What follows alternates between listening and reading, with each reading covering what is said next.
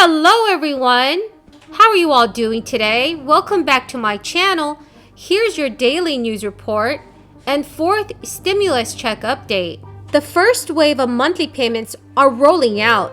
Democratic Senator Joe Manchin is signaling to his colleagues that he won't derail a $3.5 trillion budget resolution that contains many of President Biden's legislative priorities. The winners of this week's $75 Amazon gift card giveaway are Colleen Davis and Tony Pulverente. Congratulations to the winners! Next Friday, I will be giving away more Amazon gift cards. To enter the giveaway, all you need to do is subscribe to my channel, leave a comment below, and also remember to like this video. With time running short for Congress to make good on President Biden's economic agenda, Senate Majority Leader Chuck Schumer is attempting to force negotiators into a final agreement on the infrastructure by next week.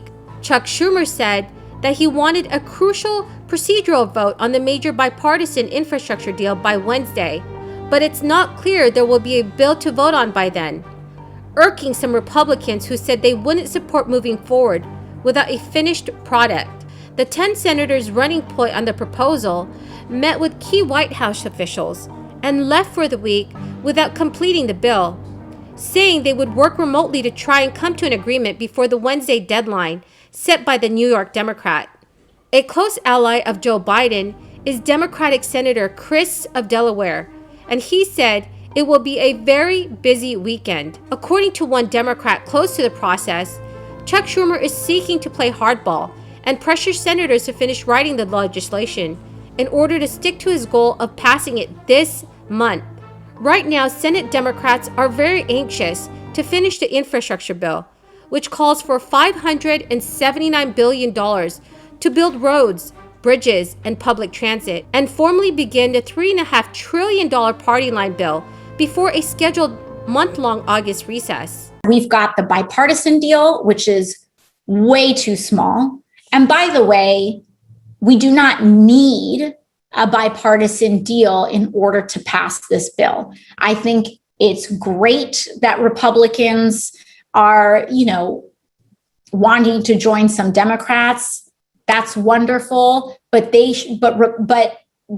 this country and people across the country elected Democratic majorities. They elected a Democratic president, they elected a Democratic House majority, and they elected a Democratic Senate.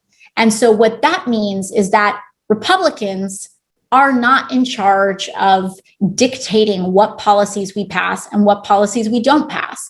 And the idea that we would be limited by a bipartisan deal is laughable. It is laughable. And I think especially as time has gone on, we've also seen that the fossil fuel industry has been revealed to be playing a very critical role in trying to push this bipartisan deal.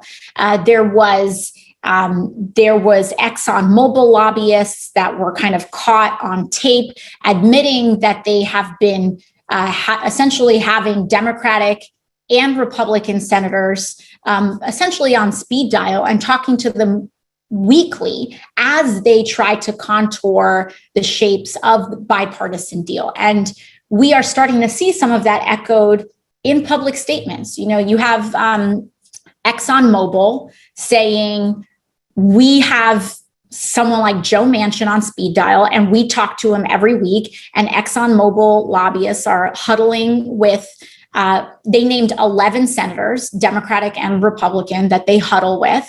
And they are leery of crashing into fall deadlines to fund the government and lift the debt ceiling, two issues that could be contentious.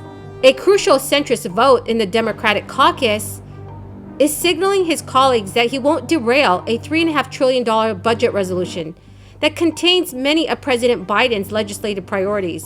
Many Senate Democrats say Joe Manchin has indicated he will not stand in the way of the measure moving forward and will be generally supportive as long as he's kept in the loop on his top concerns. The first is how to pay for the bill, and the second is clean energy provision. Joe Manchin confirmed that he let colleagues know that he is not interested in gumming up the works by blocking the budget resolution.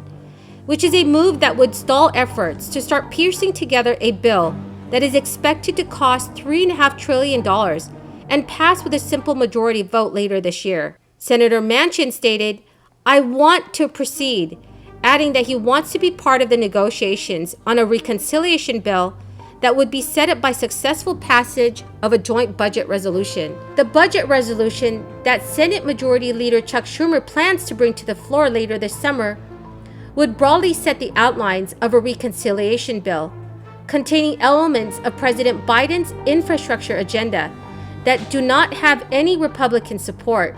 That reconciliation vehicle can only move if the Senate and the House approve a joint budget resolution. President Biden gave an impassioned speech this week on democracy and protecting the right to vote, but Democratic strategists and activists say it's something he failed to mention, namely filibuster reform, that could cost him. And while in Philadelphia, Joe Biden said that preserving Americans' right to vote freely is top of mind for his administration. He urged members of Congress to pass a For the People Act in order to do that, which is a call that comes as the GOP-led states across the country are advancing election reforms. The Hill says that without moving Democratic Senators Joe Manchin and Kristen Sinema to abandon their defense of the Senate's legislative filibuster, the legislation will not advance. So what are your thoughts, everyone, on the For the People Act? Please leave your thoughts in the comment section below. The first round of advanced child tax credit payments is set to be distributed to American families this week, meaning millions of people across the country will soon see hundreds of more dollars in their bank accounts or mailboxes. The Biden administration's American Rescue Plan, approved earlier this year, expanded the amount and the eligibility of the existing child tax credit and allowed for half of the credit to be paid out in advance. Those who opt out for advance payments will receive monthly installments from this month, July, all the way through December of this year. So in general, all eligible families who have filed tax returns in 2020 or 2019 do not need to take any action to claim the expanded child tax credit. However, you can head over to the Child Tax Credit Update portal on the irs.gov website to make sure your direct deposit information is on file and add or update it if needed. Any changes made right now will apply beginning with the August 13th payment. So everyone, that is the end of the video for tonight. Thank you so very much for watching this video. I greatly appreciate it. Next Friday, I will be giving away more $75 Amazon gift cards. Remember, you can enter the giveaway by liking this video, leaving a comment below, and also please do subscribe to my channel. Thank you so much, everyone, and have a very blessed weekend.